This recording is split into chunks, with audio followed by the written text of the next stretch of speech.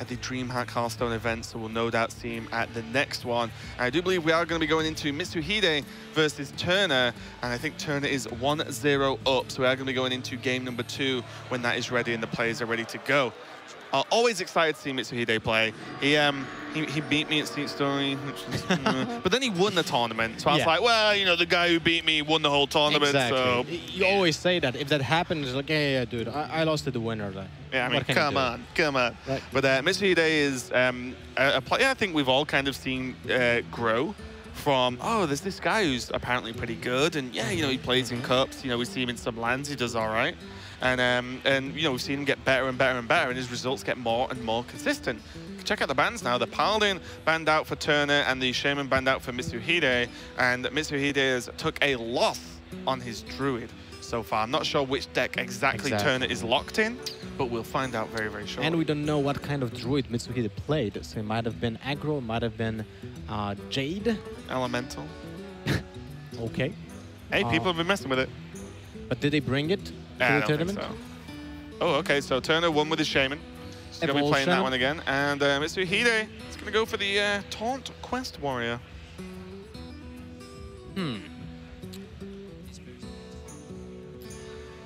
By the way, those guys have a 5-0 score. Just to remind you, Mitsuhide and Turna were on the top when it comes to results from yesterday. A grueling day, by the way. We did start at 11 AM and finished at 11 PM, if I remember correctly. More or less, more or less.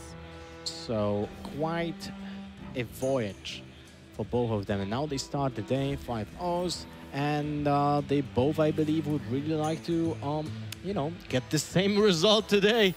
Make a perfect 10-0 score. Be the first player to actually win 10 rounds of Swiss at that DreamHack, because we didn't have a tournament with 10 rounds yet.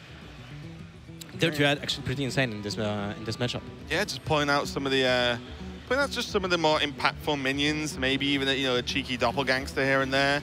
And I think it's just important to be able to pull them out and to be able to do something about them early on. We're actually going to see Firefly into Flame Elemental. I wouldn't be surprised if the threat actually comes down right now.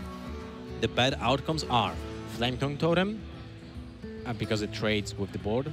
I mean, the Dirty trades then with the Firefly and the Flame Elemental. Mana Tide Totem is pretty bad because you don't have an answer to deal 3 damage to it.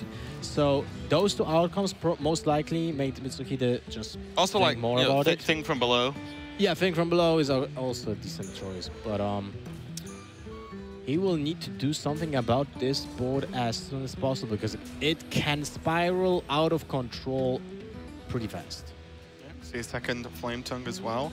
And also just, again, this inclusion of Barnes is just playing Barnes on its own can cause issues a lot of the time. Stonehill going to come down here. The options Curator, Bodyguard, and Sentry. Curator just feels great, but is it cheap enough? You know, is the plan to get there? And for Mitsuhide, it is. And just Curator is often the card that refills the Quest Warrior hand and allows them to either get the quest done or stabilize to use the quest. Because quest is often not something that can be just slammed in Warrior. A lot of the times you have to pick your moment and just play it right when you've cleared the board. So then your Ragnaros Hero Power actually has a bigger chance of hitting what you actually want it to hit. Yeah, I agree. Now a different choice, difficult choice for Turna. Most likely, I mean, the best feeling that you have is just playing Defender, trade up with both of your 1-drops and prepare a pretty good, decent next turn, because your opponent is facing the same problem. And trading down, basically, with just small minions when there's a Flame Tongue Totem on board is really uncomfortable. So what you do with that Defender, you play around any weapons draw, any weapon drawn from Mitsuhide next turn, and requires attention, like an example with the fishes with a combination of an AoE effect. So defending that Flame Tongue Totem seems like a decent option. Wow, committing to the second Flame Tongue Totem. I actually didn't think about it, because Flame Tongue Totem is such a powerful card. It just really requires the AoE effect, especially if it's behind a taunt. So in this case, if there's a possibility for Mitsuhide to get an example Whirlwind into Sleep with the Fishes, Turna just lost a lot of value. That's a big ask, though, right? You know, you need exactly this turn whirlwind sleep. He couldn't have ghoul sleeped because he's one turn away. So that is like you're asking exactly whirlwind sleep, and a lot of quest warriors only run one whirlwind. So you know, I don't mind it going a little bit wide, piling on the pressure. Now I could just go for Jade Lightning trade. Could actually just trade most of it away with just weapon hero power again. Weapon hero power seems pretty decent. Get it live. And you can still play Barnes next turn as well. You basically lose 1 damage out of the board because you get back the upgrade from the Flaming Totems on each other. Yep. So it's pretty decent. And also you just get the weapon equipped. Yeah. 1 Overlord for next turn. So if you pick up Evolve, you can play Barnes and the Evolve. Well, yeah, I mean, next turn you have 2 4-drops to choose from anyway, so being on 4 mana again really isn't the end of the world. You have Jade Lightning and Barnes, so I think this is fine. Just equip the claws and get him. He's going to as well. He pushes for what, 3, 4, 5, 6, 7, 8, 9, 10. He pushes for just a lot of damage actually. Well, and he committed. Jade Lightning, he committed to overextending, so he has to stick to the plan, right? And now Mitsuhide just pretty much has to slam brawl this turn. Yeah. And there's a pretty reasonable refill with Barnes. It sounds like weird using Barnes as a refill. It's 2 minions on the board, though. And if one's a good power totem, which all of them are still in the deck, apart from Flame Tongue, there's still 2 Mana Tides, 2 Primal Fins. Oh, look at that. Flame Tongue actually lives through, and that's amazing for Turna. Really amazing, especially with the Barnes. Picked up this turn because it allows him to get additional bonus from the Flame Tongue. So basically, another +4 attack on it. Most likely, of course. Oh, okay. My God. That's a really big outcome for Turna. Getting an additional, like not only a big minion right now because it's a free one with the Flame Totem, but it also gets you a 2/2 Jade Golem right now. After that, the turn is Jade Lightning that creates a 3/3. That's pretty insane. Yeah, that's just nuts. Jade Lightning hero power this turn. You end up putting a totem on the side of the Flame Tongue as well. You get through the Bloodhoof, and you can just push a little bit of extra damage with the Barnes. I actually think you don't sacrifice the Aya this turn. It's just a pretty decent save button against an AoE, right? Yeah, like trade first, and then with the Barnes, and then just use Jade Lightning, trade with the weapon, and go face for 6 damage. And you still create another Jade Golem on the right side of the board, so if the totem trades next turn, you still get a buff on the Jade Golem. Seems pretty decent. The damage just piles on, and Mitsuhide is already again in trouble, and all because that Flaming Totem got to live. Yeah. The thing here, though, is he's just going to work out, if he plays Curator, okay, he's going to go for the Armorsmith. So he didn't have to play Curator because he already has Primordial Drake. If he didn't have the Drake, I think he has to go for the Curator at that point and hope he doesn't die. Because you need to play Drake next turn, right? Or just get to draw a Ghoul. So if you play the Curator, you have a bigger chance of drawing actually Whirlwind or Ghoul, so you can pair it up with the Sleep of the Fishes. In this situation, also it makes sense to play the Armorsmith because you saw that your opponent did use a Jade Lightning. So most likely, the Devolve is the only thing that can stop your Armorsmith from getting the armor done. But still, it's kind of lackluster that your opponent has. Well, it's kind of lackluster when your opponent has a Flaming Totem, because he can easily trade up. Yeah, none of it's too clean though. Well, he has Aya. Oh no, right, because he creates the goal. Yeah, on the exactly. Left, on the exact same spot. A little bit wonky, yeah.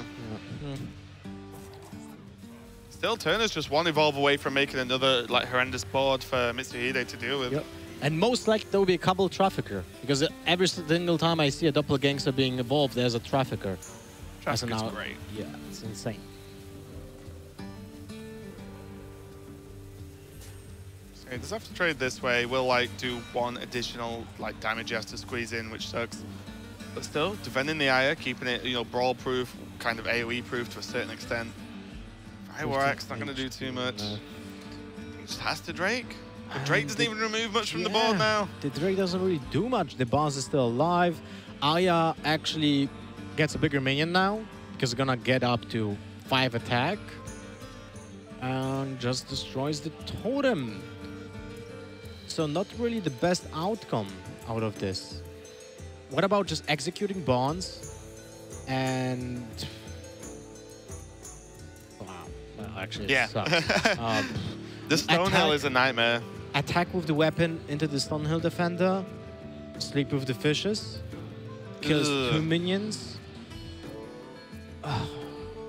Every single thing is lackluster here. And if you use the Sleep with the fishes this turn, you have no option of clearing the board after a devolve. So, wow. Well, I think you Drake this turn and try and sleep next turn. Yeah. I think that you have to try and just clear over 2 turns. It's the best option you've got. It's not a good option, but it's the best of a bad bunch there for Mitsuhide. And this still has to get hit through. We can see, of course, the Jade and the Stonehill can just trade on board, which means Barnes gets them for 5. Can he use patches in this situation and just... Yeah, he will overcommit by 1 damage if he uses patches instead of Barnes. Sorry, instead of the Golem, but at least the Golem doesn't die to a second Primordial Drake or to the Sleep with the Fishes setup. So I wouldn't mind seeing the patches being used this turn. I'll just push for 8 instead, though. Haha. Just for 8. His opponent's only on 15. Load up the arena? I guess so. Well, he's not using the Pirate now, because he missed the Patches attack with the Flame Tongue. Yeah, exactly. Do you just slam Doppelgangster and be like, sup? No, I don't like it. Like, the setup might have been actually telegraphing a second Primordial Drake. Yeah, I guess. Man, still no Activator, no Ghoul, no Whirlwind. That's rough. I feel like that has to be either Sleep with the Fishes or an Execute, and I feel like Execute might actually be better. I don't know. I think Sleep with the Fishes in Curator feels pretty good here. You get rid of the Barnes and the Flame Tongue. You drop Curator in the way of the Lord of the Arena.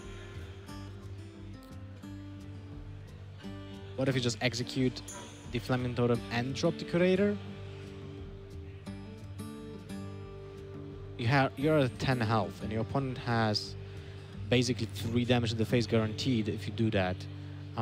He did use 1 Jade Lightning. He did use 2 weapons. Your opponent needs Bloodlust and 1 damage. Yeah, Bloodlust plus 1 damage. Oh no, because yeah. If you do it that way, then Bloodlust kills you. Because the Wrath of Air Totem. So Bloodlust would make the Barnes trade.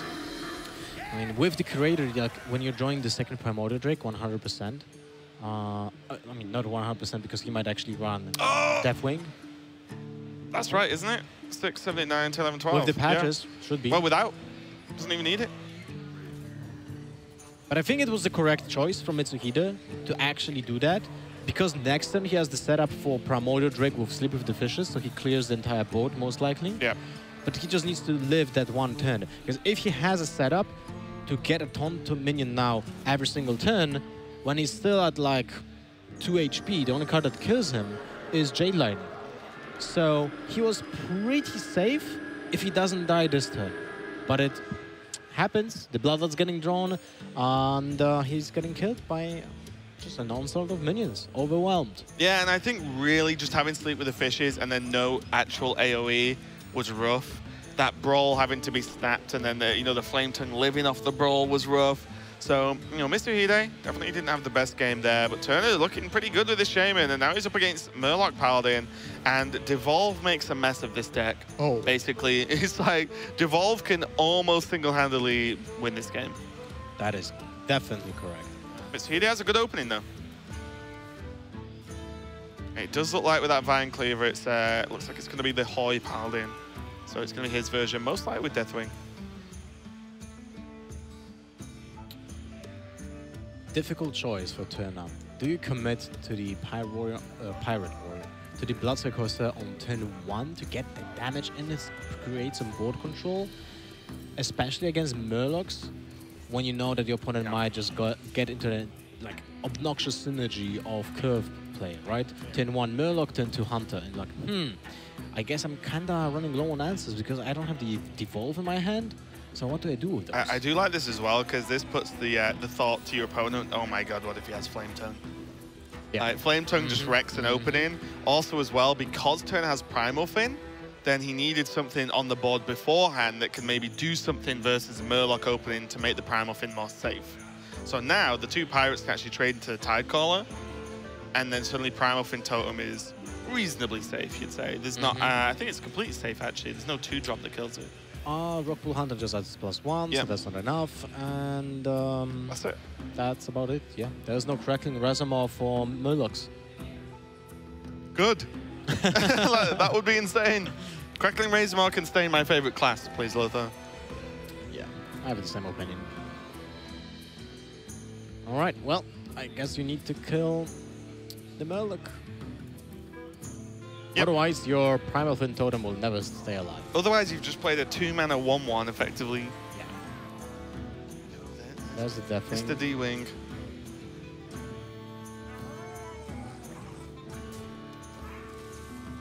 So, Mitsuhide did get to know that there's no Flame Tongue Totem in those 3 cards on the left. So he gets some information out of this turn. And, wow, that's an unlucky draw for Turna. His whole hand is unlucky at this point. Yeah. Double Bloodlust, Doppelgangster, not really what you're after. And Mitsuhide with this War Leader can really, really ramp up the pressure now. Evolve now or bust. Okay, take close. Take down the War Leader. Yep, but still. Still 2 Murlocs are left behind.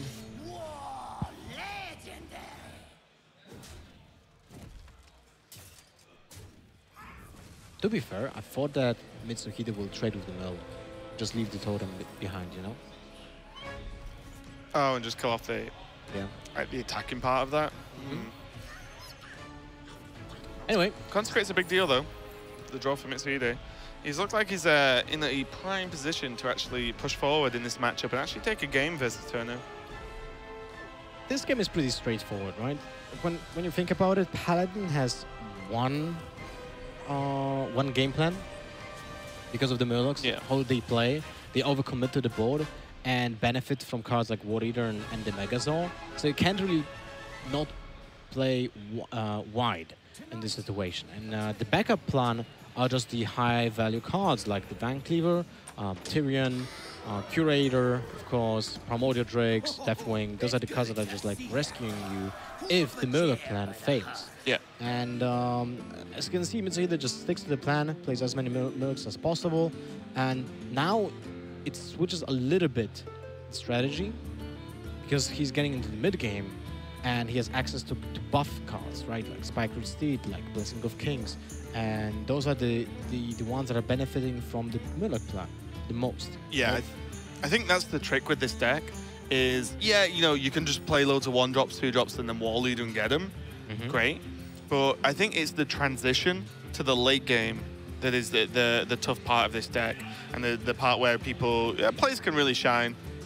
Because at this point, there is a potential for just Consecrate. You can trade away the Hydrologist, or you can just get a Blessing of Kings live on the 1/1, and I think that's what he's going to go for. Just get a good value trade there onto the Barnes. He's just going to go for it now. And we can see that Turna doesn't actually have anything good to do. I mean, on 6 normally sounds good, but with no real support, it's going to be a tough one.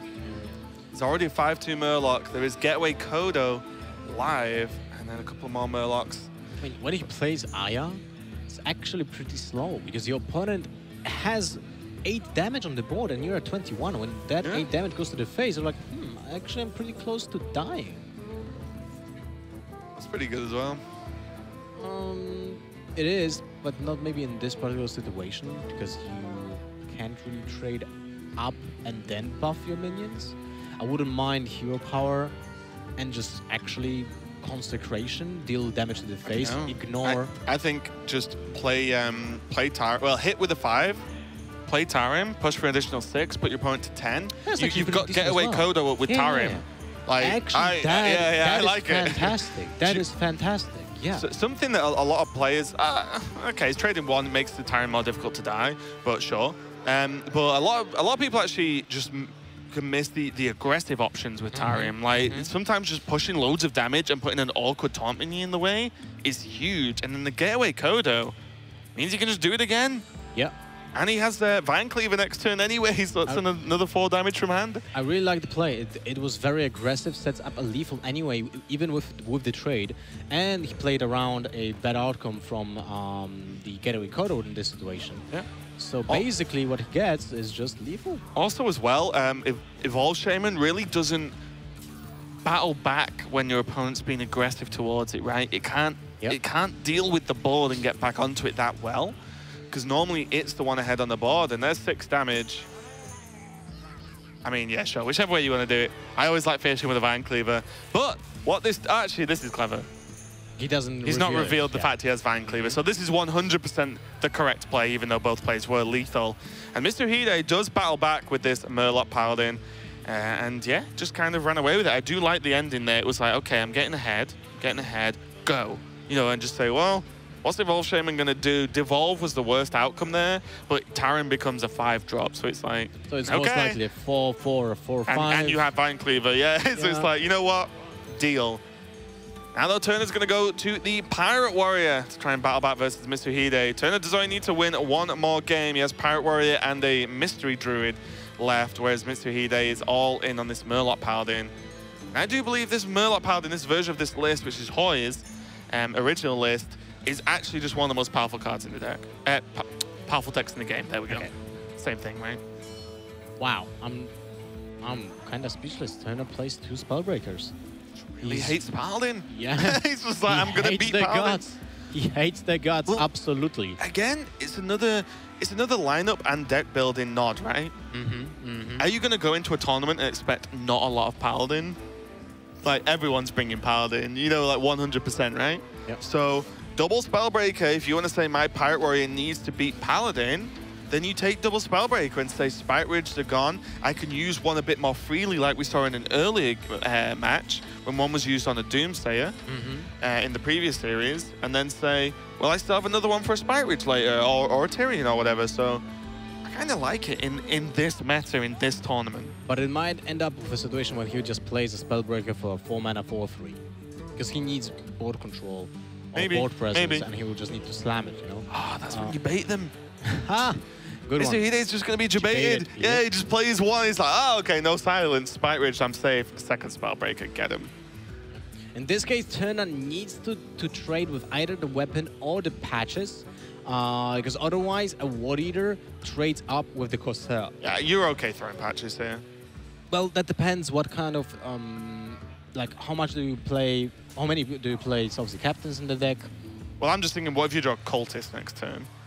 That, like, having the weapon available is huge. But Ember's still going to come down now for Mitsuhide, and that is definitely a speed bump for Turna. Oh, ha! Oh! The Love it when that happens. Right on the curve is one of the most powerful things you can do in this deck, and will definitely make Mitsuhide unhappy. Look at the tilt of the head. This is the most emotion you can get out of a Hearthstone player. Or out with Mitsuhide anyway. But this, although looks bad, you've just put 9 damage into a 2 health taunt with Divine Shield. 3-drop basically. Exactly. So, yeah. But because of that extra durability, suddenly that went from a rough turn to a good turner. Yeah. Good one. I liked it. Oh, now Corsair. Well, just going from bad to worse. Oh, this is for Mitsuhide. This is really not looking good for Mitsuhide. Like, this onslaught is real. Like, look at the damage. 18 health left. It's on 24. What is he facing is 15 damage on board. Yeah, we can see Heroic Strike, and then, you know, he can actually just drop a Spellbreaker next turn if he really wants.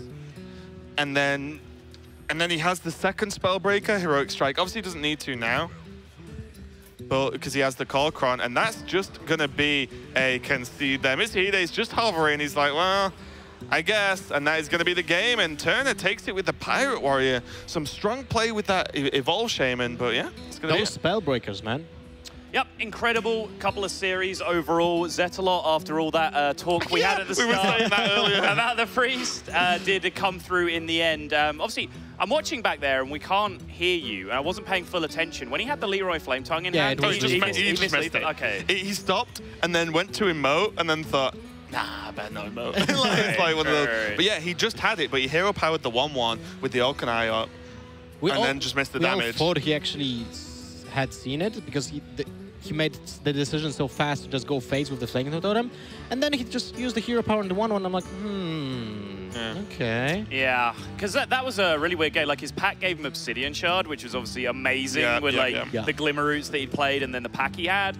But then when you're playing Priest, like even when you played as many Priest games as Zetalot have, you're probably not used to thinking about Leroy Flametongue interactions to end the game, right? It's not something that comes up too often. Yeah, it was, and also he missed the Glimmer Root as well. I don't know if you saw that. He did? There was a Glimmer Root, and he played it so late, the game just picked an option. It picked Aldor Peacekeeper instead of Hydrologist. Okay. And I was saying, that's like, especially Hydrologist, you're almost 2 cards down at that point. No 2/2 and no secret. That was kind of huge, but we were... No getaway Kodo that can then turn it into like another Primordial Drake or something. And what we were saying earlier as well, just about the whole Priest thing with Zetalot, was we generally wonder if Boston could rewind time and know what type of Priest that was.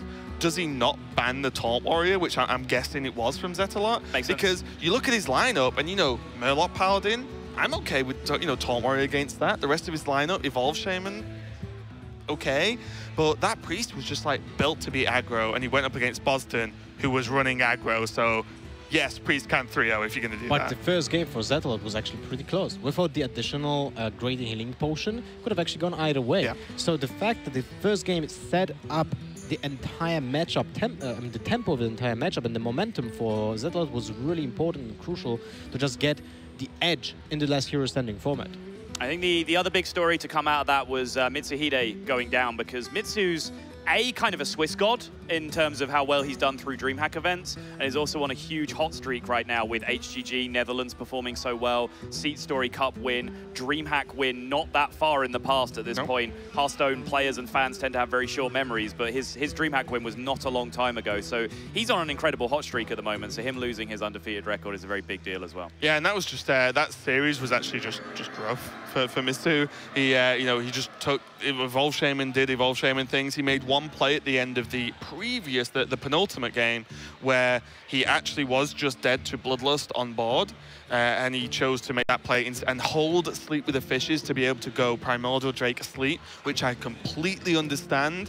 It was just, it's like turn 12 or whatever, and you're dead to Bloodlust if they draw it. It's one of those like, okay, there's a good chance I'm dead, but if I'm not, I can actually fight back. He was playing to his out, so it was a correct decision in my eyes, and it was just rough patch in the beginning of the game because he couldn't deal with double Flametongue Totems, and even the Brawl was against him, right? If any other minion apart from the Flametongue Totem would have lived from an entire board of minions... It's like Fireflies and stuff. It's yeah, just like... it would be fine. It would equal in like 12 damage less than it actually was with that Flametongue Totem.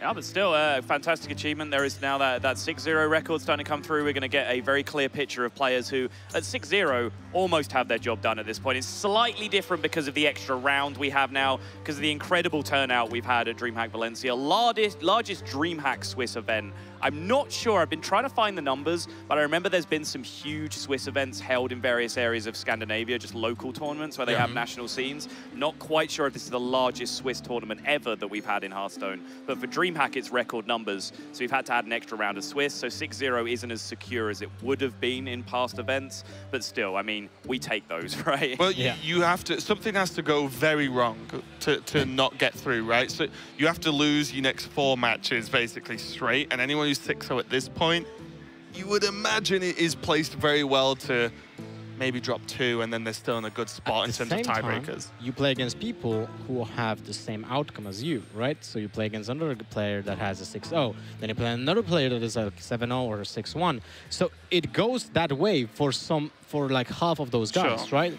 So it will happen to some people that are 6-0. So 2 questions. I said leading out the first time that you would entertain those guys for about an hour and a half. Firstly, was it about an hour and a half? Secondly, were you entertaining? I don't know what time it is now. Okay. But secondly, always. Nice. Am I ever not entertaining? And then you combine me with Lothar. What more do you want? I made some great puns. Did you really? Yeah. I'm quite mad that I didn't get to hear them puns. now. Ah. It was awesome. Did you have a good Turna phrase? Okay, you could join in. No. Well, They were so bad, they were good. We will leave you, I think, on that ha-ha moment. And as I said, that was one of the quicker groupings that we've had on stream. So there's probably a good chunk of games still ongoing. So we will allow some time for those to finish up. We're going to go to a break as soon as we can. We'll be back with round 7 action as things really start to heat up now. Hearthstone Grand Prix here at DreamHack Valencia. Don't go anywhere, guys.